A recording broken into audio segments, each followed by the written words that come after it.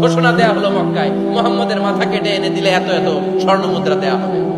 ওমরে ফারুক রাজি হয়ে গেলেন, নাঙ্গা তলোয়ার নিয়ে বিশ্বনবীর মাথা কাটার জন্য ছুটলেন। নাউজুবিল্লাহ বলবেন না?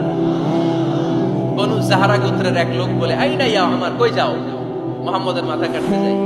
আরে মুহাম্মদের মাথা কাটতে যাও, তোমার বোন ফাতিমা বিনতে খাত্তাব আর তোমার বোন জামাই সাঈদ কদ সাবাআ, এরা তো ধর্ম ত্যাগ করে ফেলছে, এটা তো আমাদের ধর্ম ত্যাগ করে মুহাম্মদের ফলোয়ার হয়ে গেছে। আগে ওমর ঘর সামলাও, পরে মুহাম্মদের মাথা কাটতেছে। ওমরে ফারুক অবাক হয়ে গেলেন, তলোয়ার নিয়ে বিশ্বনবীর দিকে না যেয়ে নিজের বাড়ির দিকে চলে গেলেন। বিশ্বনবীর আপন বোন ফাতিমা বিনতে খাত্তাব, বোন জামাই সাঈদ আর খাব্বাব রাদিয়াল্লাহু তাআলা আনহু তিনজন মিলে সূরা তাহা তেলাওয়াত করছিলেন। পড়েন সুবহানাল্লাহ। মক্কায় লুকিয়ে লুকিয়ে দাওয়াত হতো। খাব্বাব রাদিয়াল্লাহু তাআলা আনহু একটা চামড়ার ফলকের মধ্যে সূরা তাহার কয়েকটা আয়াত এনে ওমরে ফারুকের বোন আর বোন জামাইকে শিক্ষা দিচ্ছে, ট্রেনিং দিচ্ছে। সুবহানাল্লাহ পড়েন। লুকিয়ে লুকিয়ে ওমরে ফারুক যখন ঘরে চলে আসলেন, এরা তটস্থ হয়ে গেল। সাইয়েদনা খাব্বাব বিছানার তলায় লুকিয়ে গেলেন। ওমরে ফারুক বললেন, দরজা খোলো। ফাতিমা বিনতে খাত্তাব দরজা খোলার পরে নির্মম ভাবে সাইয়েদনা ওমর রাদিয়াল্লাহু তাআলা আনহু বোনের গায়ে আঘাত শুরু করে দিল। বোন জামাইকে আহত করতে শুরু করলো আর বলতে শুরু করলো, তোরা পাগল হলি কেন? কি আছে ওই মুহাম্মাদের মধ্যে? কি জাদু নিয়ে সে এসেছে? সে যাই বলে লোকজন পাগল হয়ে যায়, সবাই তার উপর কালিমা পড়ে ঈমান এনে ফেলে। কি এমন জিনিস তোদের কাছে আছে যেটা দেখে মুহাম্মদকে তোরা ভালোবাসলি? কি আছে? কি পড়তেছিলি আমারে দেখা। ফাতেমা বলে, ইন্নাকা রিজসুন লা ইয়ামাসসুহু ইল্লাল মুতাহহারুন। ও আমার ভাই ওমর, তুমি নাপাক। তুমি কি? লা ইয়ামাসসুহু ইল্লাল মুতাহহারুন, পবিত্রতা অর্জন না করে এই কোরআন ধরা যায় না। সুবহানাল্লাহ পড়েন। ওমরে ফারুক গোসল করে আসলেন, কারণ ধাক্কা তো আগে কয়েকটা খাইছে। কথা বুঝেন নাই বোধহয়? প্রথমে দোয়ার ধাক্কা, পরে কোন সূরা দিয়ে ধাক্কা? হাক্কা দিয়ে ধাক্কা। 3 নম্বরে এখন আরেকটা ধাক্কা খাবে। গোসল করে আসলেন। ফাতিমা বিনতে খাত্তাব বললেন, গোসল যখন করে এসেছেন, এই নেন। ওমরে ফারুক এবার চামড়ার কাপড়ের মধ্যে সূরা তাহার প্রথম আয়াতের দিকে নজর করলেন। নজর করেই কোরআনের প্রেমে পড়ে গেলেন। পড়েন সুবহানাল্লাহ।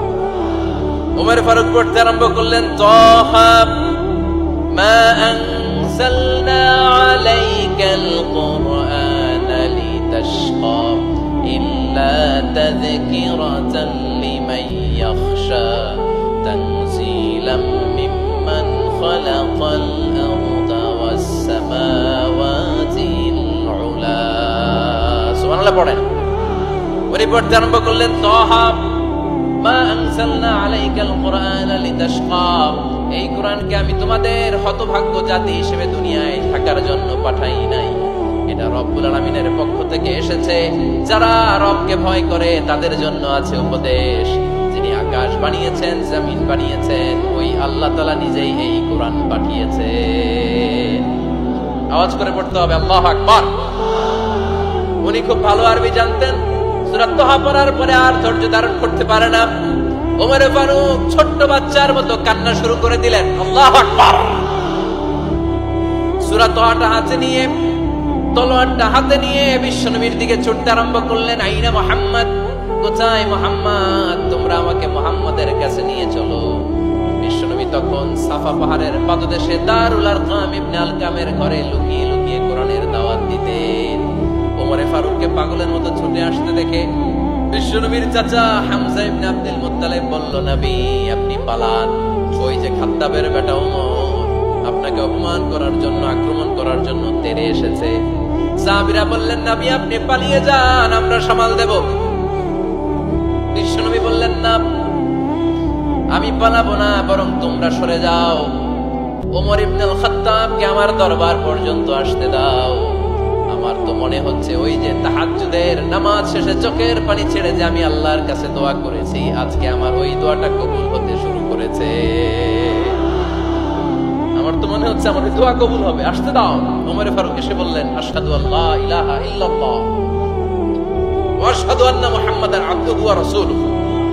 আমি সাক্ষ্য দিলাম আল্লাহ ছাড়া কোনো ইলাহ নাই, নিশ্চয় আপনি আল্লাহর প্রেরিত বান্দা এবং রাসূল। পড়েন সুবহানাল্লাহ। ওমর ফারুক যখন কালিমা শাহাদা পড়ে মুসলমান হয়ে বিশ্বনবীর হাতে হাত রাখলেন, মুসলিম সাহাবীদের মধ্যে খুশি আর আনন্দের বন্যা বয়ে গেল। মুসলিম হাতে গোনা সাহাবারা আল্লাহর প্রশংসা করলেন। বিশ্বনবী সাইয়েদনা ওমর ফারুককে জড়িয়ে ধরলেন।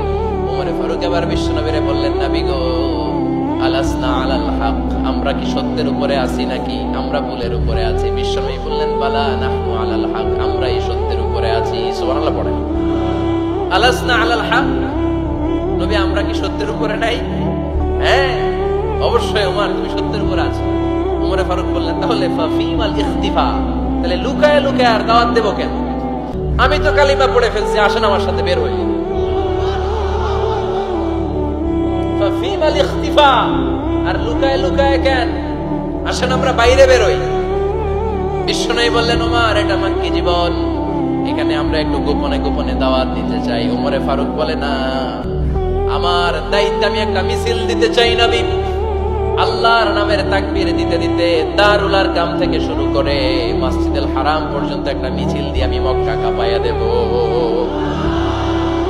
অনুমতি দেন। বিশ্বনবী দিতে চায় না।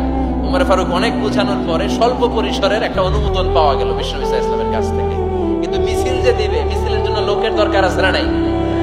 এখানে লোক নাই, আমি একাই মিছিল দিতেছি। এটা জমবে, মিছিল জমবে। খুঁজে উনি 11 জন মুসলিম সাহাবা পেলেন। কয়জন? ওমর ফারুক বললেন, 11 জনই সই। এই 11 জন নিয়ে আমি আল্লাহর নামের তাকবীর দিব। 2 লাইন করলেন। কয় লাইন? 2 লাইন। পেছনে 6 জন, আর এই লাইনের নেতা বানালেন বিশ্বনবীর চাচা হামজাকে রাদিয়াল্লাহু তাআলা আনহু। আর সামনে 5 জন, তার আগে দাঁড়ালেন উনি নিজেই।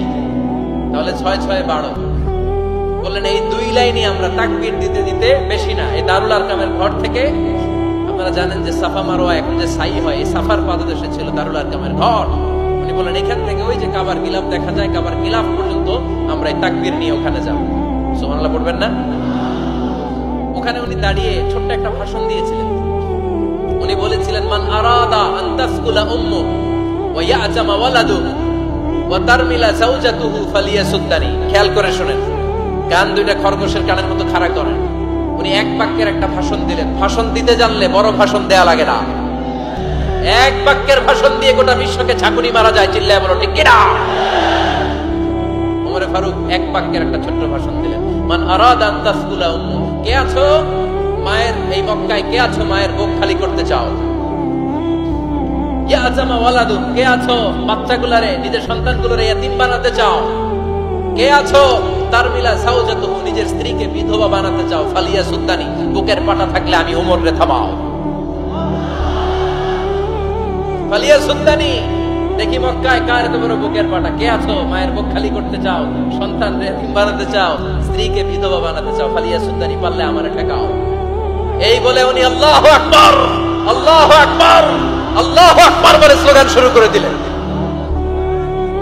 এক এক স্লোগানে মক্কার মরুজমিন থারথার করে কাঁপতে আরম্ভ করল। এই মিছিল মক্কার কেউ দেয় না। মিছিলের আওয়াজ শুনে আবু জাহেল বাইরিস, উতবা বাইরিস, শাইবা, ওয়ালিদ ইবনে মুগীরা সব বের হয়েছে। কিরে, আমার এলাকায় এত বড় স্লোগান, কার এত সাহস? বের হয়ে দেখে মিছিলের সামনে ওমর। ওমরে দেখে দিছে এক দৌড়। কারণ ওমরে ফারুককে থামানোর মতো বাপের বেটা মক্কায় তৃতীয়টা কেউ ছিল না। আওয়াজ করে বলে ঠিক কিনা? ওমরে ফারুক আল্লাহু আকবার, আল্লাহু আকবার বলে স্লোগান দিতে দিতে মসজিদুল হারামের ভিতরে ঢুকে গেল। কাবার গিলাফ ধরার পরে সেদিন মিছিল থেমেছে। ওই আল্লাহর নামের স্লোগান সেদিন কেউ থামাতে পারে নাই, কিয়ামত পর্যন্ত কেউ থামাতে পারবে না। চিল্লায় বলো ঠিক কিনা?